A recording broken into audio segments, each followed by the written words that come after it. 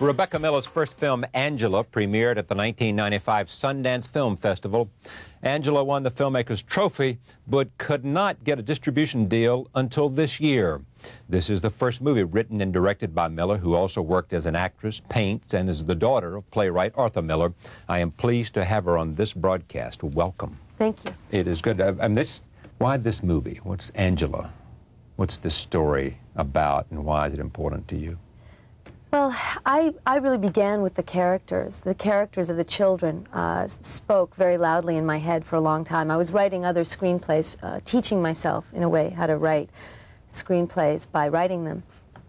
And these characters kept coming up as minor figures in other screenplays, and finally they were clamoring so loudly and were so deep as characters that I started to really write a screenplay that was based on them at the suggestion of a friend who read it and said, you know, these are the magnificent characters. And so once I did that, the story sort of took off, and the characters told me the story in a way. You said at one point, I was always auto-suggestible as a child. You know, and this is a tale of an imaginative 10-year-old child who has religious-inspired visions. Yes. Yes, I had a real ability to scare myself to death as a kid and spent a lot of my time doing that. I would think of something really frightening, and then it would last for a long time. And Lucifer being one of the things that scared me so much, my mother quite innocently told me the story of the fall of the angels, Lucifer being the head bad angel. And I became convinced that he lived in the basement and in various places in the house. And in part, I was trying in the film to recapture that particular very, very real fear of a young child that's living in the real world, knows that she's living in the real world, but also is living equally really in another dimension, in this frightening kind of metaphysical dimension.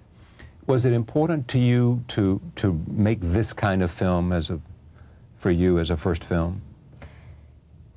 Something that's personal, something that you know, this is not a story that's apart from you because of your own emotional attachment. I think it was important for me to start off on the right foot, in a way, to start off truly uncompromised, because this film is truly an uncompromised film. And I think that that was very important for me, because I thought if I started that way, presented myself that way to both myself and the world as a filmmaker, then I wouldn't have to backstep later and say, no, but I'm really somebody else. If I present myself truthfully from the beginning. And that doesn't mean that every film I make in the future is going to echo Angela, but simply that I'd like to put my own stamp on everything I do. Why did you have to go through painting and filmmaking to get to directing? Well, I mean, it wasn't a conscious choice. I began as a painter and believed in it with all my heart.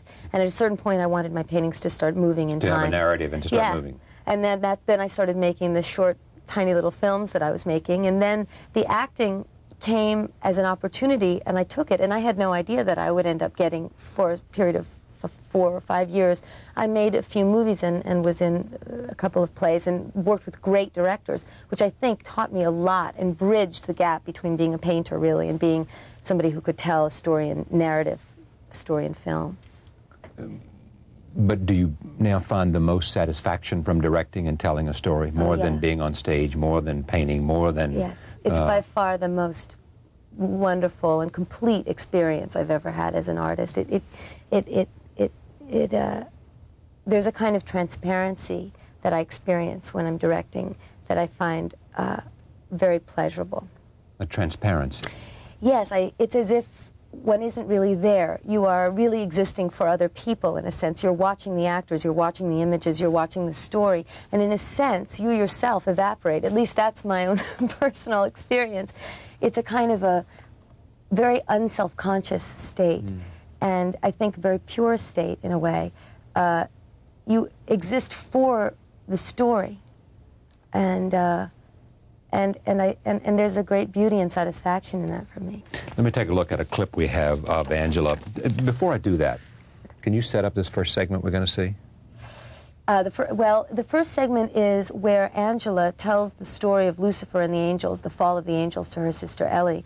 And what's interesting is in this first segment, this first scene, she is, in a way, using it with a little sadistic twist. She's using it to frighten her sister. And what happens in the course of the film is gradually Angela comes to believe her own stories and is finally completely overtaken by them to the point of almost hallucination. Roll tape. Here it is from Angela. Do you have a different experience every time you see it? Yeah. I mean, you were sort of intently, as we watched that together, I looked over at you and you were, and what were you thinking? I was thinking that, in a sense now, because this is a year now that we made the film, those girls look different than they did. Yeah. And it is very especially beautiful to me that it documented a particular moment in their lives which will never happen again. And those girls really opened their souls to the camera. They gave it everything they had. And that, to me, is one of the most moving things about this film, is just how profound their performances And are. how did you get them to do that? Trust. It was a process of getting them to trust me and really having me get to a point where I really trusted them. We spent a lot of time together where we would play the games that are in the film, kind of lived in the world of those girls, and just talked about our, well, especially their emotional lives, especially the Miranda Stewart-Ryan, who plays Angela. We needed to know where her points were, what made her cry, you know, what made her angry, everything that made her tick in a way. We had to really kind of go deeply into this little girl's life, and it was a very intimate relationship between me and Miranda. How much of it is autobiographical? I think mostly the kernel of it, which is the story of the devil, the preoccupation with the devil, and the kind of religiousness, the obsession with religion, which I also had. The parents, in a way, grew out of that, but they don't reflect my own parents. They are, in a way, combinations of people that I've known in my adulthood. You went through an intense course in Catholicism. Yes. And came out of it how? I don't think you can ever go back once you've gone through that door. Once a Catholic, I don't think you can ever really completely purge it from your system. Yeah, but why did you do it? I did it because initially out of fear, I think, which I think is the way a lot of children come to religion, is through fear. Fear of the unknown. The devil comes first. Yeah. You know, fear of sin, of having sinned, of if you die, you're going to go to hell. And I mean, there's a chance that that's really going to happen, and you don't necessarily want that to happen. And I was always sure that I would be the one to go to hell. So at first, I wanted to be baptized. Because you were bad, or because?